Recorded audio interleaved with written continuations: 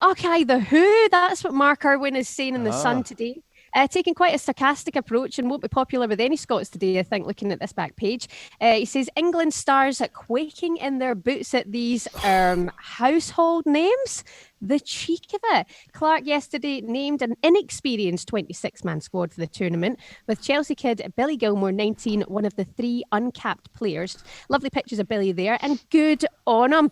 Yeah, he's saying brilliant. Celtic midfielder David Turnbull, 21, and Rangers right back Nathan Patterson, as you guys were saying, also never had their first senior call-up. While England boss Gareth Southgate is looking to go all the way this summer, Clark's aims are more modest, and some of his picks will hardly leave the Three Lions quaking in their boots.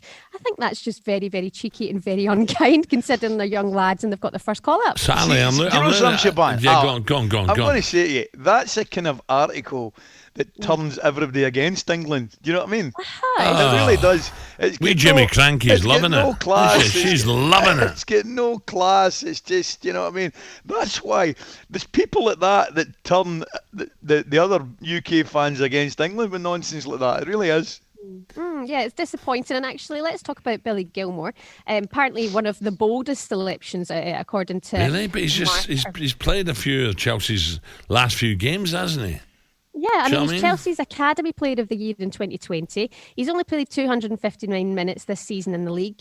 He has only featured in 5 league games this season, but before Tuesday's defeat to Leicester, he started 3 league Yeah. games in a row. Yeah. And also, Steve Clark has been talking about him working under Frank Lampard. He said, I've had really good feedback from the people at Chelsea. I know they highly regard Billy. He has been back in the side recently and playing games at a really high level in the Premier League, which is really important for the selection. Do you think, looking at the team, never mind, the inexperienced non-cap players, do you think Scotland can do some damage at this tournament? I'm just looking at the midfield, right? McGregor, Christie, McGinn, Armstrong, McTominay, Yeah. Gilmore, if you like. And I'm telling you, that's a decent midfield, by the way. I'm not saying, look, we don't have the star quality that England have, but that's a midfield, and I've left a couple out, but that's a midfield that can stop England getting the supply to the forward players. I don't know if you agree, Ali. Oh, Alan, listen, I'm not for a minute going to sit here and say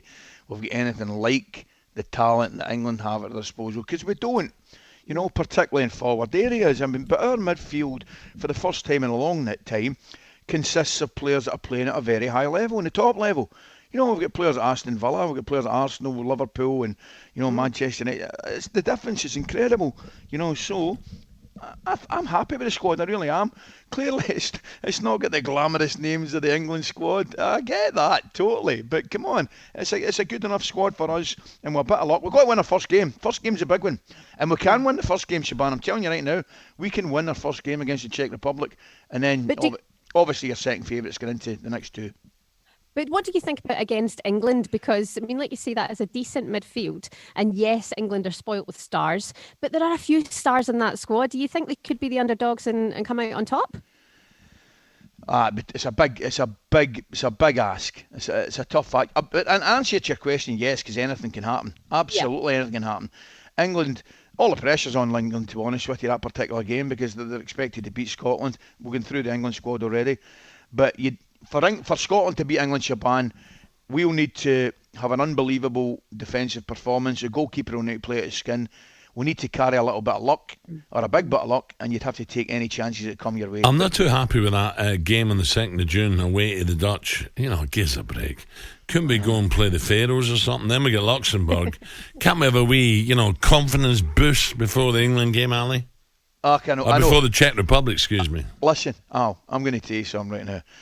Shaban, I am just absolutely ecstatic with it. We're there, so I'm not bothering at all who we're playing in the warm-ups. I'm really not. I'm just focused on the first game, and that's the Czech Republic. Are you there for us? Are you doing telly? Yes. Are you Yes, on I'm a place in the sun? Will you be at the game or what? I'm doing a bit of everything. Strictly. You sure? I'm doing a bit of everything. I'm in the studio most mornings as well. So no, I'm doing. I'm moving south. I'm moving Now, south. are you sure about that? Because you've told me so many times, and then you changed your mind. By the way, I'm moving south, Shaban, for a couple of weeks. So I'm just totally focused on the Euros. I don't believe you, Shaban. I'll find out, Shaban. I don't believe him. Yeah.